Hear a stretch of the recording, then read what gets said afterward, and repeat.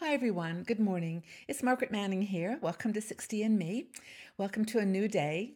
Hope you're doing great this morning, having a wonderful morning or afternoon, wherever you are in this beautiful world. Thank you for being here. Thank you for showing up and supporting 60 and Me and all that we're doing with women over 60. I want to welcome the new people that are coming to our community and encourage you to get involved in a conversation online.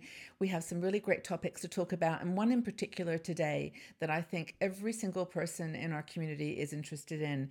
Our conversations have led me to this belief, so I'm going to chat about it in a second. Now, it's certainly been a big part of my life. Now, I want to have my tea first, so I've got my puka or pucka, whichever it is, love tea. It's lavender, rose, and chamomile, and it's one of my favorite teas. I go back to it over and over again, so I hope that you've got a cup of tea or coffee too that you enjoy and having a good start to the day.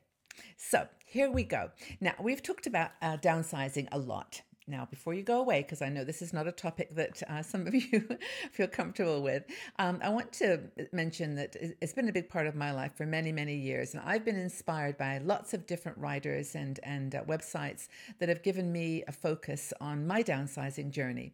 We've talked about how as you get older, it's almost your responsibility to take care of these things so that, your children don't have to worry about your belongings. But it's bigger than that. We have a lot of life to live, and downsizing and simplifying is the way that many of us have chosen. And I don't think there's anybody listening who hasn't thought about it and made some decision about how they're going to balance possessions in their life and having a fulfilling and joyful life. Now, there's a gentleman named Joshua Becker. Joshua wrote a book on minimalism, and he has a website called becomingminimalist.com. I've gone to that site many, many times, and I actually enjoy his articles. They're from the heart. They're very useful for someone trying to make this transition themselves. He started about 10 years ago when he decided as a family that they were not really finding joy and purpose in their life, that they were getting so distracted by their material possessions. And he's a younger man, so he was very much caught up in the society's view that to have more is a positive thing. That somehow over accumulation and a cluttered lifestyle is some reminder that we're successful.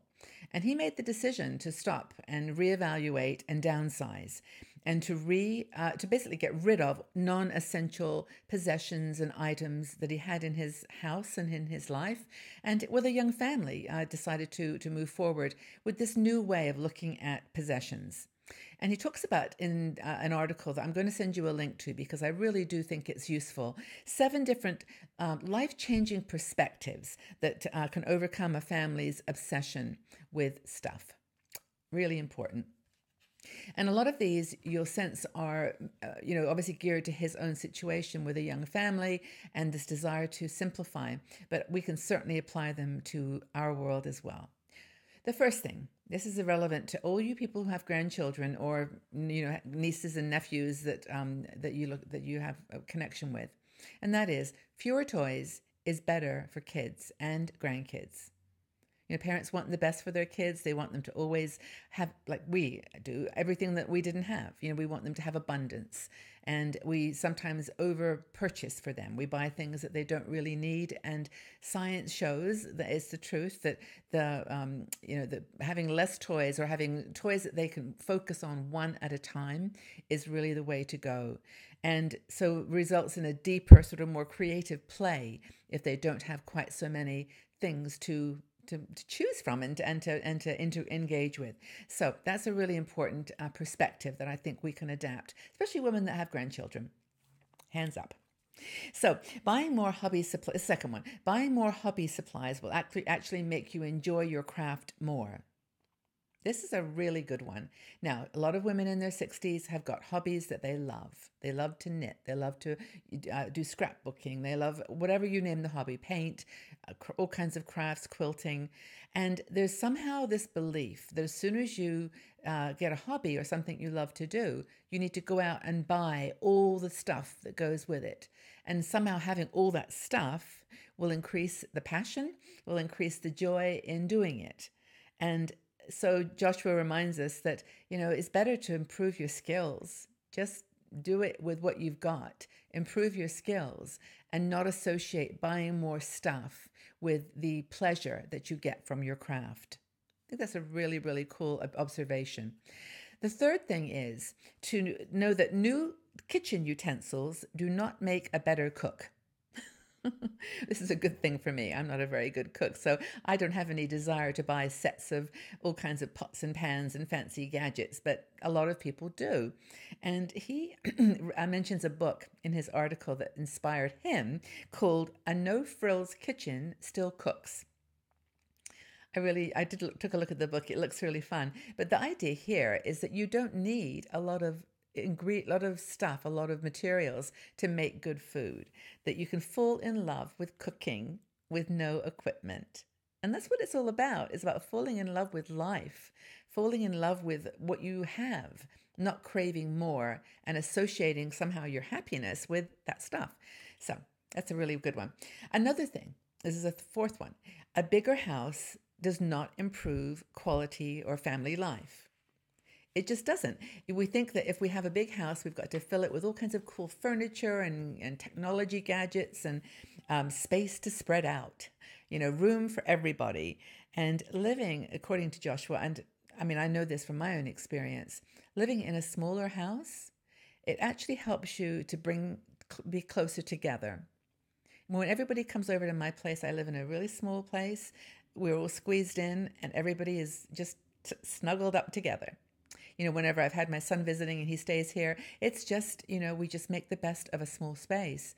And somehow it's like camping or something. It's just more intimate.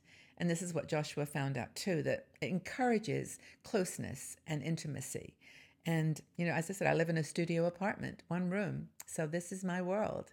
And I think that when I have people over, it's a different experience than when we used to invite, lots of people over and then they would disappear into the attic or into the family room or up over to the kitchen. Just not the same. Another thing, keeping extra clothes in your closets doesn't make getting ready in the morning easier. I just interviewed Dory Jacobson, who's a fashion blogger, and we talked about this very point, which is you think that if you have lots of choice in your cupboard, you're never going to have a problem. You just go in the morning and pull out what you need, and it doesn't work like that. The more you have, in a way, makes it more complicated. So how cool is it if you can just go to your closet, you've got 15 items, and you can just literally know that any single item that you pull from your cupboard is going to be great. That's the secret. It's actually the secret of knowing that everything in there represents who you are, and there's no question about it. You're not sort of choosing like, do I like that outfit this day or should I wear this thing? You know that everything you've got in there is your choice, and it reflects your personality and it reflects your style of fashion. Really, really important. Overabundance of choice is actually more stressful. And Joshua talks about this in his article. By the way, it's becomingminimalist.com. Again, the website. Super, super good site. Another thing he says is that having having more television sets is not making your family happier. And this is so interesting. I read a statistic that I think there's more TVs in the average American home than there are people. And I think the strategy here is that we have TV for everybody. Everybody has their own TV. They can all watch what they like.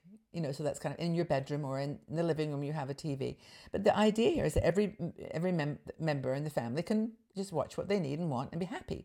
Well, it doesn't actually work like that, according to science and according to Joshua, because he had children, that obviously all would want their own little TVs or iPads or whatever. But they decided as a family to have one TV, and it brought them together. They watched stuff together. They decided that they would make choices, make compromises. They'd be kind to one another and, not try to hug the TV. But anyway, I think that was a really cool way of downsizing. You don't need more televisions.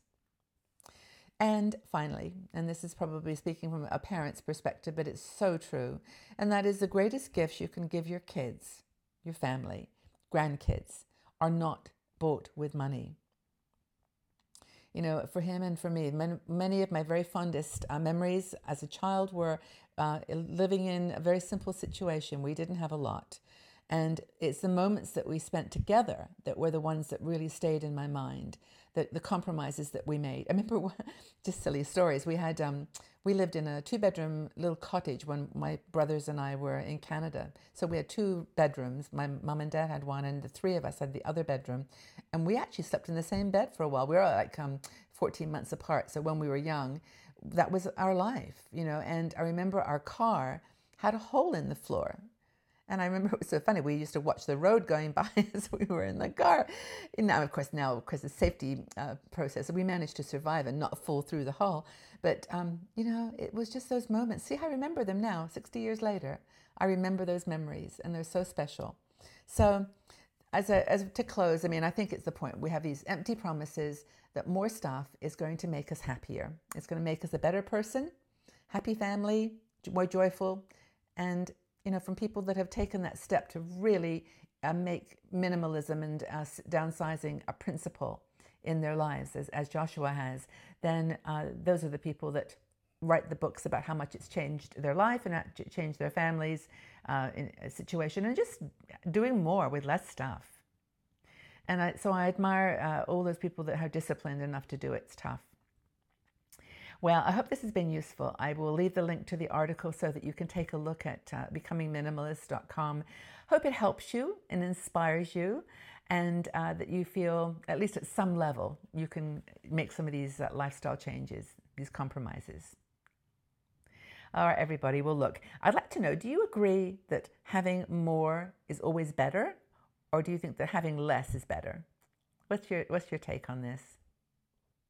I'd love to leave your comments in the section below. Let's talk to each other. Leave your comments, like and share the comments that other people leave. Let's make it a real conversation, because it's an important topic for older women, in fact, for people of all ages. But I want to thank you for being here again. Tell a friend about 60 and Me, and let me know, would you agree that having more or less is better?